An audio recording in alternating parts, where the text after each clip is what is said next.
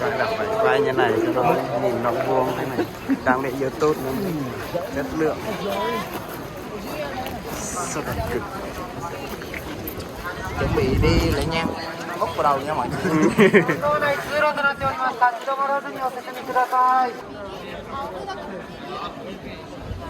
規制が解除されましても駆け出すことなくゆっくりとお進みください。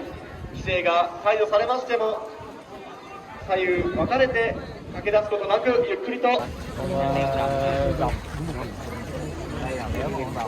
Mẹ không còn động cái đâu, nó hay mình không động.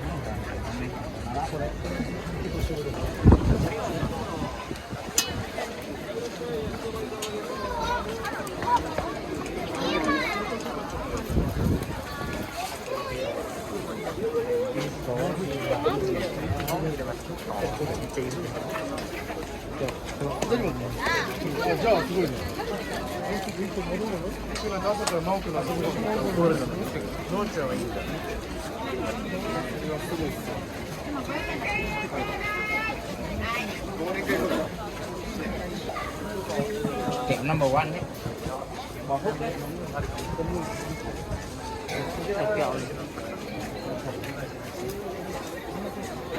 Không biết họ có cho quay hàng.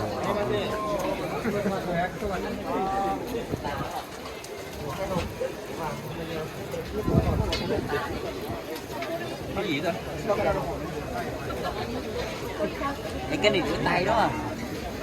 Như là thế.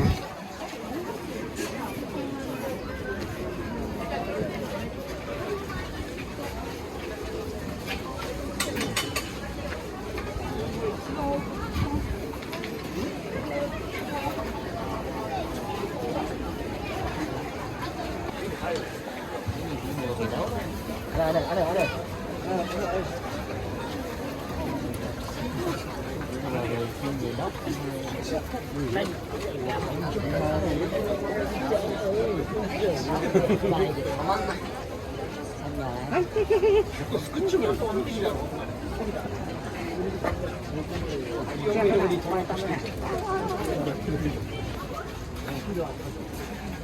Không chịu à.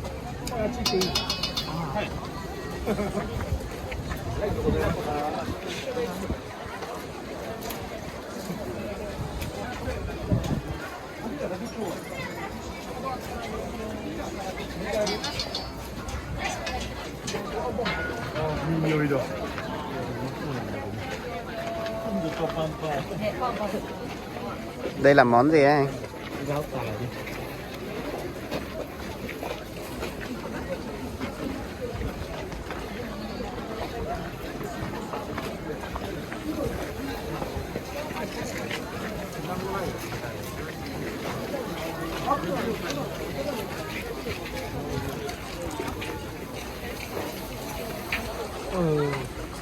Nước mũi chảy rồi chứ. Đây là chú vứt rác rồi mà.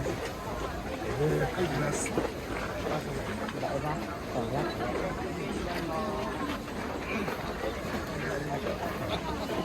Mời đi kìa.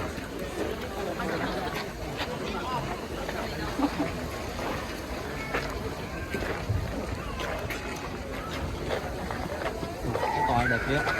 Hả? Sao đẹp à?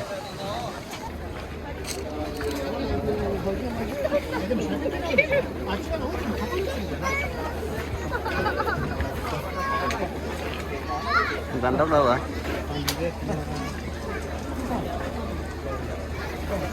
Về xíu nào.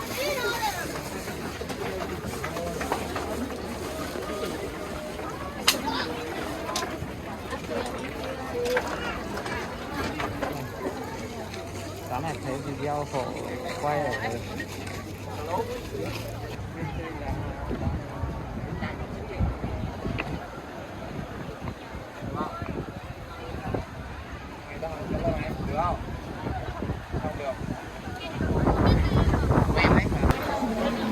vui quá.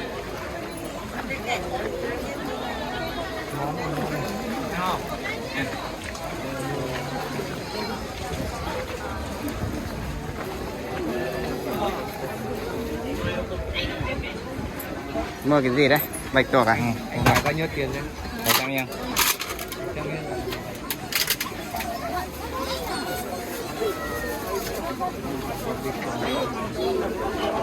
Này gặp sao? Bạch tuộc hay là mua cái này? Nó là giống nhau mà. Sao nó lại màu vàng với cái màu đỏ này? Nó có gì đâu mà. Nó có cái kia bạch tuộc nó lòi ra thôi.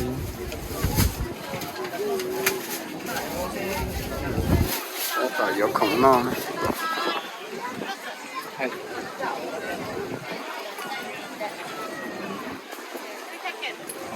今食べる。マヨネーズは。Hàng bớt hả? Mua em một hộp Hai này hộp này này. có 2 hộp chứ, 1.000 một hộp rồi.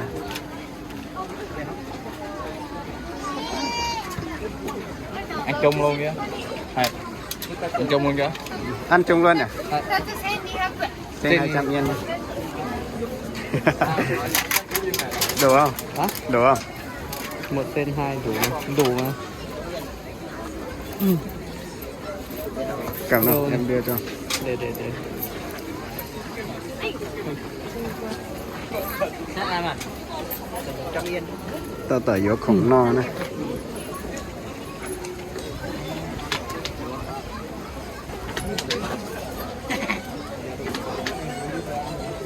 Tao thao lông mẹ nè. Nhìn ngon này. Đấy là tương này.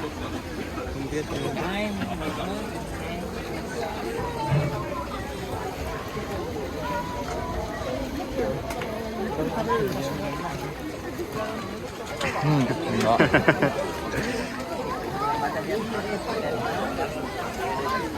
Đấy là hình như cái vỏ hành ấy. Đây là cả bào. Giống như cái vỏ hành.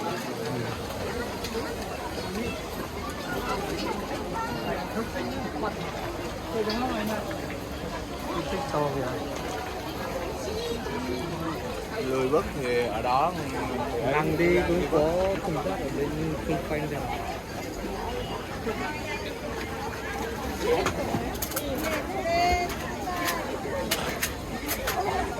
Cái hình nó giật không? Do cái bóng điện như này. Không biết tại sao nữa. iPhone qua nó thường như thế. Tắt máy chuẩn bị ăn đi.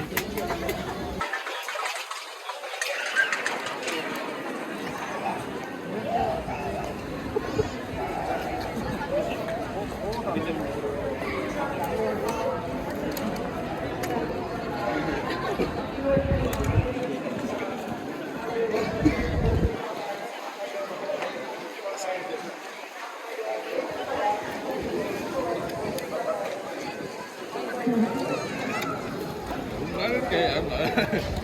Nó còn cầm nữa lớn mẹ luôn. Nó chưa đâu nhẫn chưa.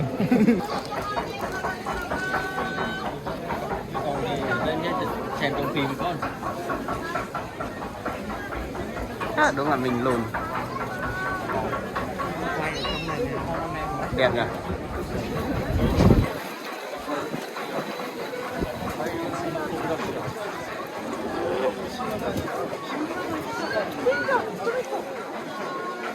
Cái bóng của em nó nhái nhanh quá.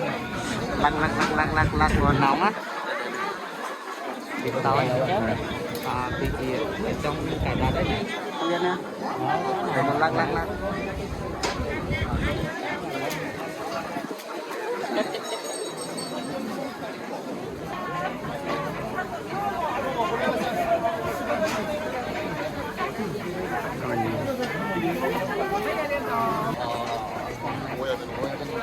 Nhìn cùng ngon.